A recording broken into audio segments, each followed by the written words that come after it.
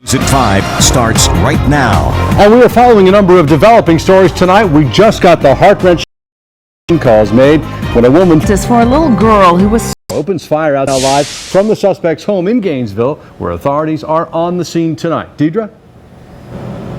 And the white SUV you see just down the road behind me in the suspect's driveway, that house is just less than a mile from where Marchetta at GSP Post headquarters, armed with a gun, telling those troopers, "You're going to have to kill me."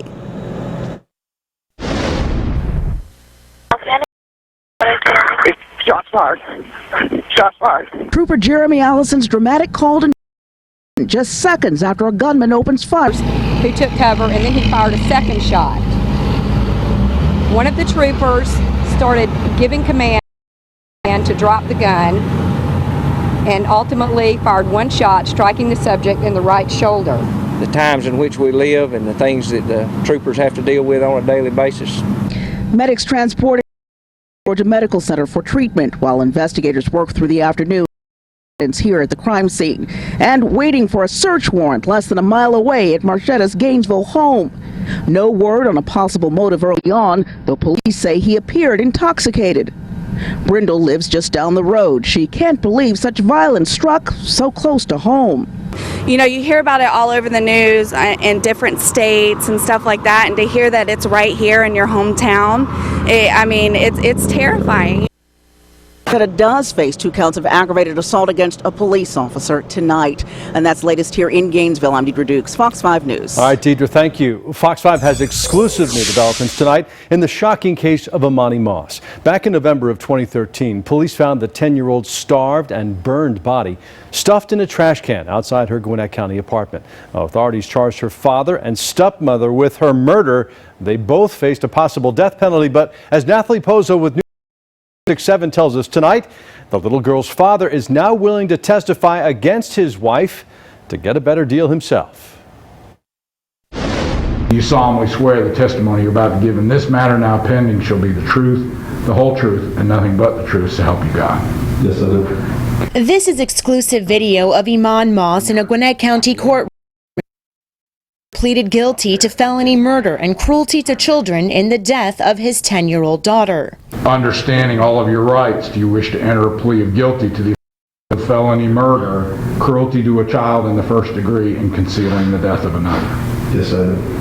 Gwinnett County DA Danny Porter recommended life without the possibility of parole if Imani cooperates with investigators. The recommendation could be reduced if in the next 30 days, Imani Moss provides details to investigators about what happened to his daughter. We're looking at sort of a more detailed account of the sequence of events immediately following Imani's death.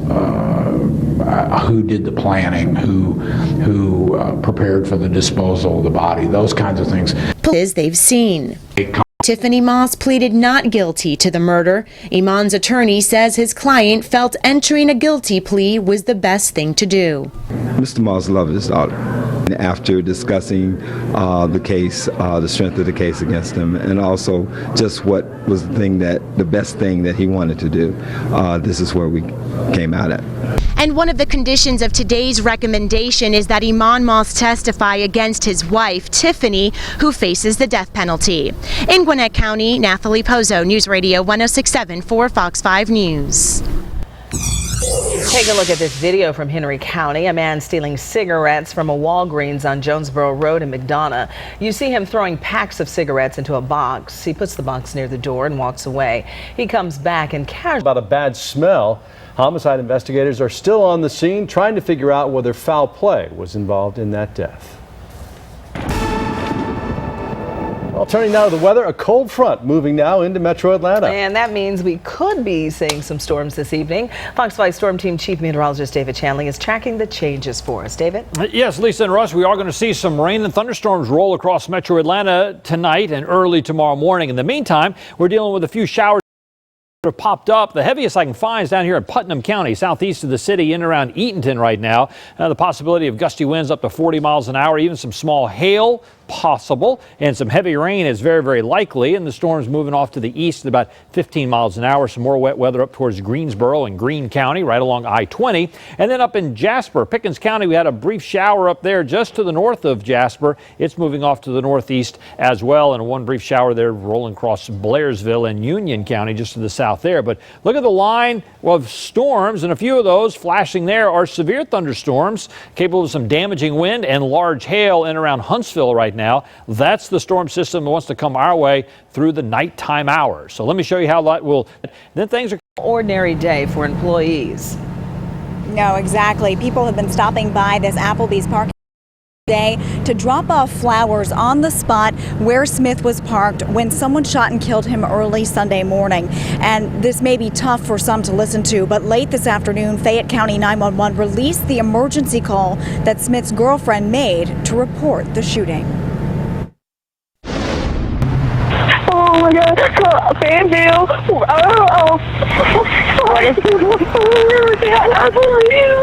Okay, ma'am, take a breath for me.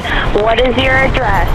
Grief and confusion in her voice, Gregory Smith's girlfriend calls 911 at around 6:30 Sunday morning to report Smith had been shot in his car outside this Fayetteville Applebee's.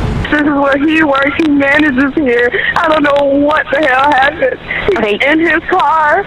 There's a gunshot in the window. Fayetteville police say surveillance video from the restaurant shows Smith locked the front door of the restaurant just before 3 a.m. They believe someone shot him just minutes later. He didn't come home last night, and I was like, okay, something happened. Investigators say the restaurant does not have surveillance cameras on the outside of the building, so officers continue to collect video from nearby businesses to look for any cars or people that may have been involved. They say that footage could be key in solving this case. The cameras are pointed in the right direction, I'll put it that way. And so we are optimistic that we'll have some surveillance video. And as the memorial for Smith grows, people who knew him remember the 27-year-old as a devoted father and friend. Yeah, very well liked, very well loved. Haven't heard anything negative about him at all.